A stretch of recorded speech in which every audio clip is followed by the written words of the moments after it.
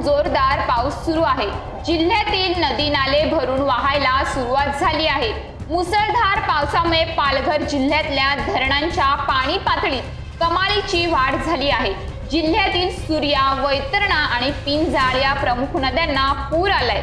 तर पालघर जिल्ह्यातील सूर्या प्रकल्पाचं सर्वात मोठं पाणी क्षमतेचं असलेलं धामणी धरण 78% भरलं आहे। धामणीचे 3 दरवाजे 40 सेंटीमीटरने उघडण्यात आले आहेत। त्यामुळे सूर्या नदीला मोठा पूर आला असून नदीकाठच्या गावांना सतर्क राहण्याचा इशारा देण्यात आला आहे।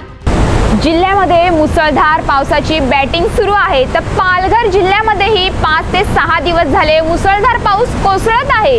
तर काल संध्याकाळी पावसाने थोडी उसंत घेतली होती, थोडा शांत झाला होता, पण आज सकाळपासून पुन्हा पावसाची रिपरिप मुसळधार पावसाला सुरुवात झालेली आहे।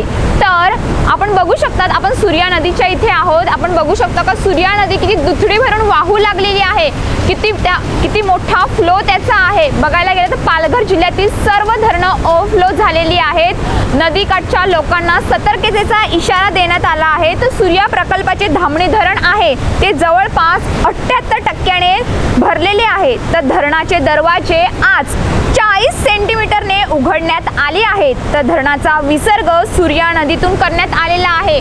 तर सूर्या नदीच्या काठावरती बसलेल्या 70 गावांना सतर्कतेचा इशारा देण्यात आलेला आहे। धामणी धरणातून पालघर जिल्ह्यातील प्रमुख शहरांसह वसई, विरार आणि मीरा भाईंदर महानगरपालिकांना पाणी पुरवठा होतो। त्याचप्रमाणे सूर्या प्रकल्पाच्या उजव्या आणि डाव्या कालव्याच्या मार्फत शेतकऱ्यांना शेतीसाठीही पाणी पुरवठा करण्यात येतो। न्यूज पोलीस रिपोर्टर अपू बुकले, पालघर।